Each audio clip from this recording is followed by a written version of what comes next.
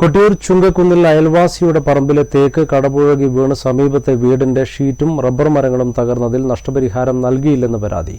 മുതക്കാട്ട് പറമ്പിൽ ജോസിന്റെ പറമ്പിലേക്കാണ് അയൽവാസിയുടെ മരം കനത്ത കാറ്റിൽ കടപുഴകി വീണത്.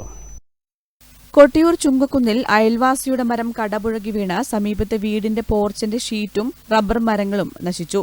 ഒരു മാസം മുൻപാണ് കൊട്ടിയൂർ ചുങ്കക്കുന്ന് സ്വദേശിയായ മുതക്കാട്ട് പറമ്പിൽ ജോസിന്റെ പറമ്പിലേക്ക് അയൽവാസിയുടെ മരം കനത്ത കാറ്റിൽ കടപുഴകി വീണത്. മരം വീണ് വീടിന്റെ പോർച്ചിന്റെ ഷീറ്റും റബ്ബർ മരങ്ങളും നശിച്ചിരുന്നു. കൊട്ടിയൂർ പഞ്ചായത്തിലും വില്ലേജിലും പോലീസ് സ്റ്റേഷനിലും പരാതി നൽകി ഒരു മാസം പിന്നിട്ടിട്ടും സ്ഥലത്ത് വന്ന് പരിശോധന നടത്തിയതല്ലാതെ യാതൊരുവിധ നടപടിയും ഉണ്ടായിട്ടില്ലെന്ന് ജോസ് പറഞ്ഞു. ഇവിടെ കഴിഞ്ഞ 28-ാം തീയതി വെളുപ്പിന് ഏതാണ്ട് 3:30 കൂടി വന്ന് ചുഴലിക്കാറ്റിന് ഈ മരം പറിഞ്ഞ് എൻ്റെ പറമ്പിലേക്ക് വന്ന് കിടക്കുന്നു. എൻ്റെ പറമ്പിലേക്കെന്ന് പറഞ്ഞാൽ എൻ്റെ വീട് അടക്കം അടിച്ചിട്ടാണ് വന്ന് കിടക്കുന്നത്. വീടിൻ്റെ 4 ഷീറ്റും പോയി.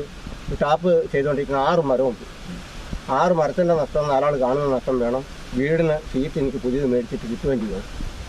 വീടിൻ്റെ നിർമ്മാണ ചെലവും കിട്ടണം. എത്ര രൂപ നഷ്ടം ഉണ്ടായിട്ടുണ്ട്? നഷ്ടം വീടിൻ്റെ ഷീറ്റിന് തന്നെ ഏതാണ്ട് 40,000 രൂപ വരും. പിന്നെ 40,000 രൂപയുടെ നിർമ്മാണ ചെലവോട് പോകും. 60,000 രൂപയുടെ മുകളിൽ നഷ്ടമുണ്ടായിട്ടുണ്ടെന്നാണ് ജോസ് പറയുന്നത്.